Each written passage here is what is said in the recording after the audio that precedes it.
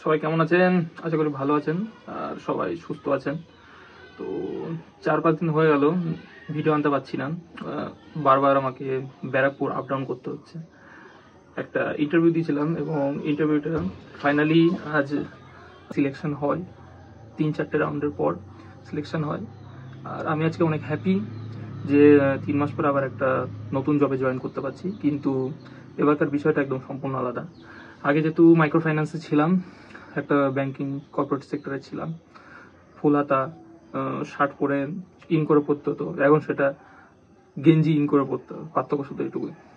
আর আগে ছিলাম একজন মাইক্রো ফাইন্যান্সের ব্যাংকার, তো এখন একজন টেকনিশিয়ান। তো কাজ শিখতে হবে, যেহেতু সবেমাত্র সিলেকশন হয়েছে, জয়েন করবো, 2-1 দিনের মধ্যে জয়েন করবো। সব কিছু সব সেট হয়ে গেছে, শুধু 2-3 দিনের মধ্যে জয়েন করব। তো আজকে অনেক হ্যাপি, অনেক ভালো লাগছে। তো একটা মানে কষ্টের বিষয় কি যে এতদিন ধরে আপ ডাউন করলাম, এই যে 3 মাস বাড়িতে বসেছিলাম, এই 3 মাসে শুধু একটা জিনিস বারবার মাথায় আসছিল যে আদৌ কোনো চাকরি পাবো কি পাবো না, কি হবে, কোন দিকে গেলে ভালো রেজাল্ট আসবে, কি করব না করবো ইত্যাদি ইত্যাদি অনেক কিছু মাথায় আসছিল। তো ফাইনালি সেসব চিন্তা একটু দূর হয়েছে। আর তাছাড়া এমনিতেও এখন মার্চের আর্নিং আর কর্পোরেটের চাপ আর সত্যি কথা নেওয়া যাচ্ছে না। অনেক চেষ্টা করলাম, নেওয়া যাচ্ছে না। 3 বছর তো জবটা করলাম, আর নিতে পারছি না।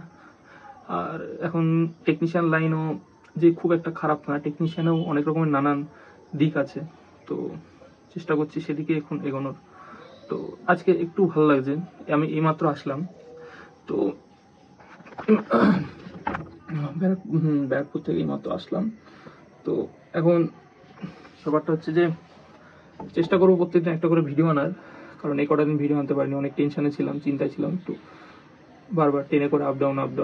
তো সারাদিনটা ওখানেই কেটে যেত, সেরকমভাবে টাইম দিতে পারতাম না। তো আজ থেকে চেষ্টা করব যে প্রত্যেকদিন একটা করে ভিডিও আপলোড করার, ব্লগ করার, কোথায় যাচ্ছি, কি করছি না করছি আপনাদের সাথেও শেয়ার করব, আমিও দেখবো, আপনারাও দেখবেন। তো এটাই আপনাদের কাছ থেকে আসা। আর সবাই সাপোর্ট করবেন, ঠিক আছে? সাবস্ক্রাইব করে দিন। কাল থেকে চেষ্টা করবো নতুন করে ভিডিও আনার আপনাদের জন্য, ঠিক আছে? টাটা।